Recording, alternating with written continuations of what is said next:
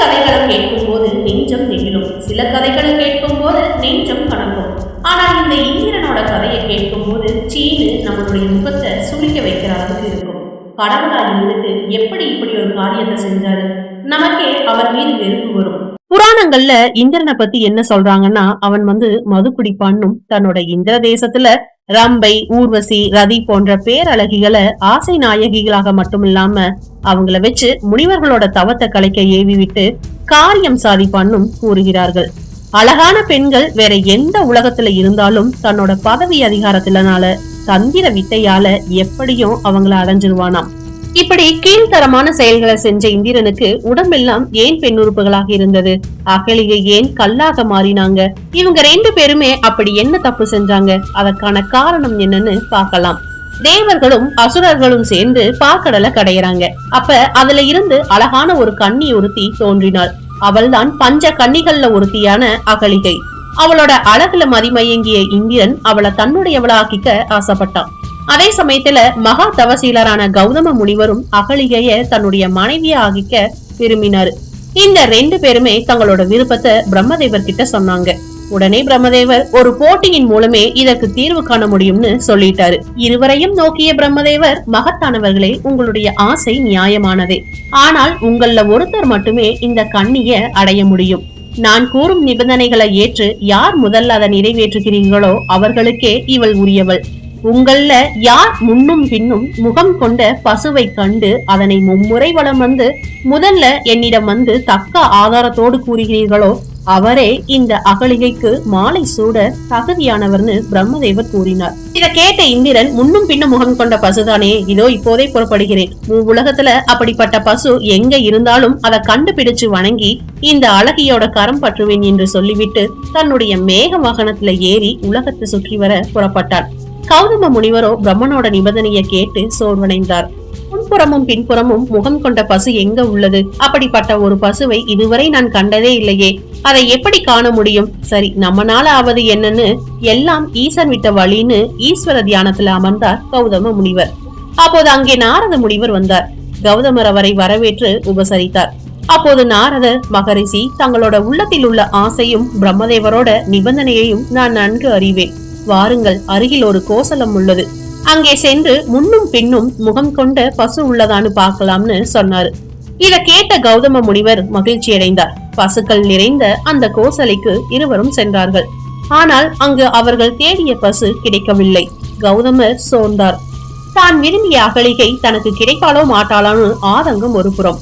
இந்திரன் வெற்றி பெற்றால் அதனால் தான் அடையும் சிறுமை மறுபுறம். இதை எண்ணி பெரும் கலக்கத்துல இருந்தாரு கௌதம முனிவர். அப்போது நாரதர், கௌதமரே, கவலைப்படாதீர், நான்முகன் கூற்று தவறாகாது.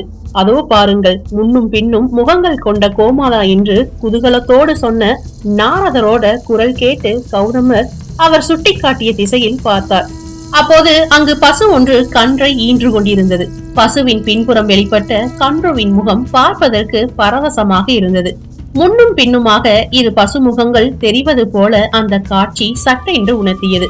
அதை கண்டு உள்ளம் பூரித்த கௌதமர் நாரதருக்கு நன்றி சொல்லிவிட்டு விரைந்து சென்று அந்த பசுவை மும்முறை வலம் நமஸ்கரித்தார்.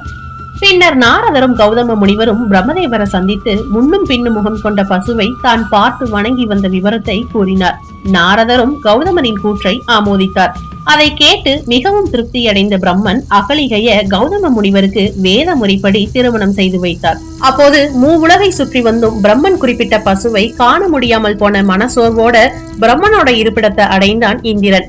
அங்கே கௌதம முனிவர் பிரம்மனோட நிபந்தனையை பூர்த்தி செய்து போட்டியில வெற்றி பெற்று அகலிகையோட கரம் பற்றி ஆனந்தமாக இருப்பதை கண்டான். எனக்கு கிடைக்க வேண்டிய இந்த எழிலனங்கு போயும் மர உரி அணிந்து தாடியும் மீசையுமாக ரோமக்காடாக இருக்கும் இந்த முனிவருக்கு மனைவியாகிவிட்டாளே, இது எந்த வகையில நியாயமாகும்? இவள் இருக்க வேண்டியது தேவலோகம் அல்லவா என்று பொறுமினான். ஆனாலும் இந்திரனுக்கு அகலிகை மேல கொண்ட ஆசை சற்றும் குறையல.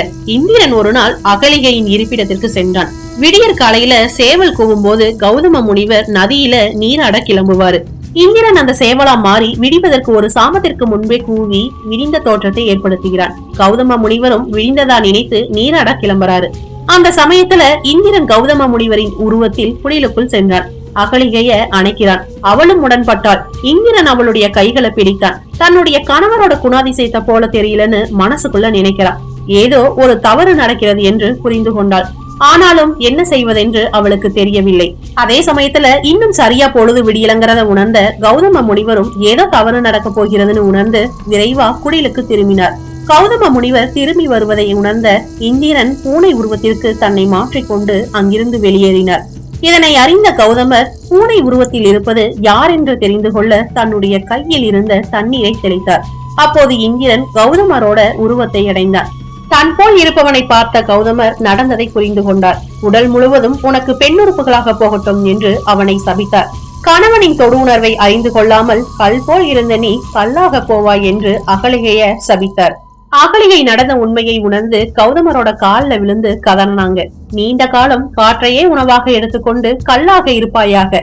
பல காலம் கழித்து இங்கு தசரதனோட மகன் அவதார புருஷன் ராமன் ஒரு நாள் இங்கு வருவான்.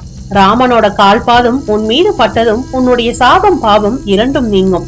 அப்போது உன்னுடைய இயற்கை குணத்தை அடைந்து மறுபடியும் நீ என்னுடன் வாழ்வா என்று கூறினார். இந்த கதையை கேட்கும் போது இந்திரனை பத்தி நீங்க என்ன நினைச்சீங்கன்னு கமெண்ட் பாக்ஸ்ல கமெண்ட் பண்ணுங்க. நம்ம சேனல்ல போடுற ஸ்டோரி உங்களுக்கு பிடிச்சிருந்துச்சுன்னா கண்டிப்பா லைக் பண்ணுங்க, கமெண்ட் பண்ணுங்க, ஷேர் பண்ணுங்க அண்ட் மறக்காம சப்ஸ்கிரைப் பண்ணிருங்க நம்ம அவளின் பயணம் சேனலை.